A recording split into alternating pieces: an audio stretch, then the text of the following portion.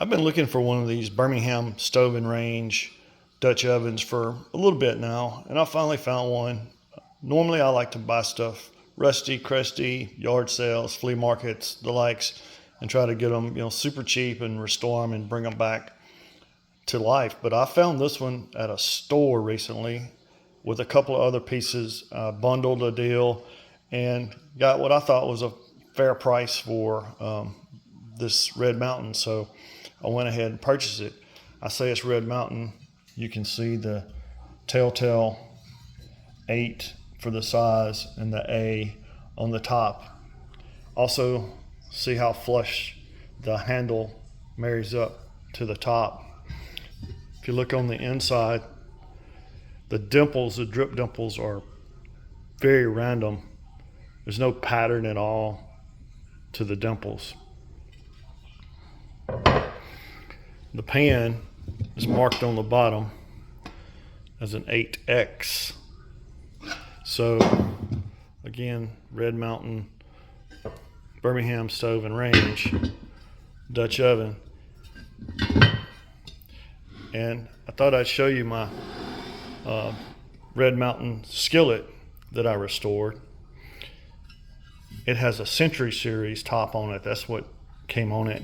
You can see the connection with the handle is quite different, and there's no lettering on the top. If you flip it over, you can easily read number 8, 10 5/8 inch, and the dimples are very consistent, either in a circular pattern or a line pattern, depending on how you want to look at it. And this top will fit either the skillet or the Dutch oven.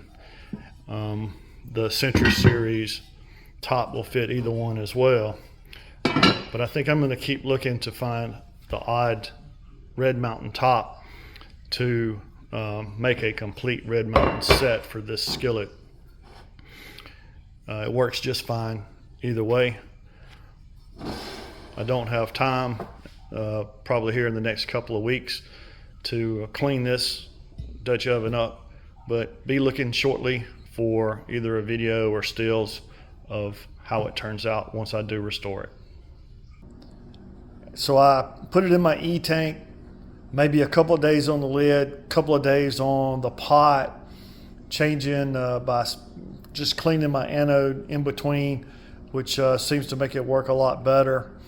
But this is how it cleaned up, and you can go on YouTube and see plenty of videos on how to do this. But after I E-tanked it and rinsed it off, cleaned it really well, while it was still wet, then I put my seasoning on it. I'm using bacon grease, and if you do it when it's wet, that grease seems to push the water off of it so it doesn't flash rust. And then I came back and wiped it down, trying to get as much of the seasoning off so that it's just a very, very light sheen of oil on it.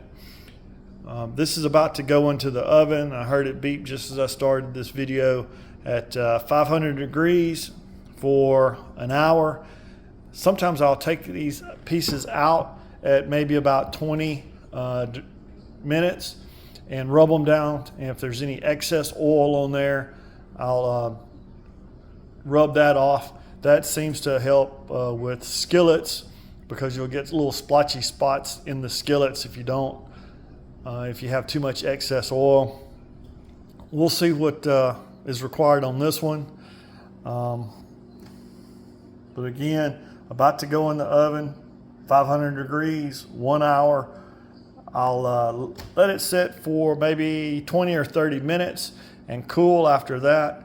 And then I'll repeat three times before the night's over. And on that last time, I'll just cut the oven off and let it set and cool, and come back and take it out in the morning and see how it turns out.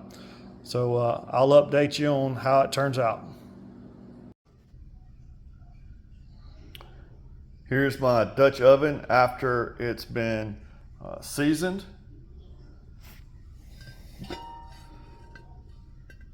This is how it turned out.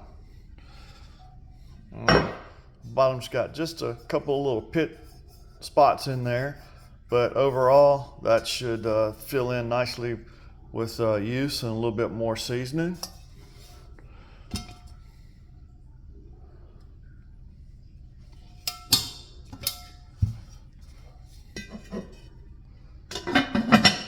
And that's how my Red Mountain Dutch oven number 8 turned out. Hope you enjoyed it.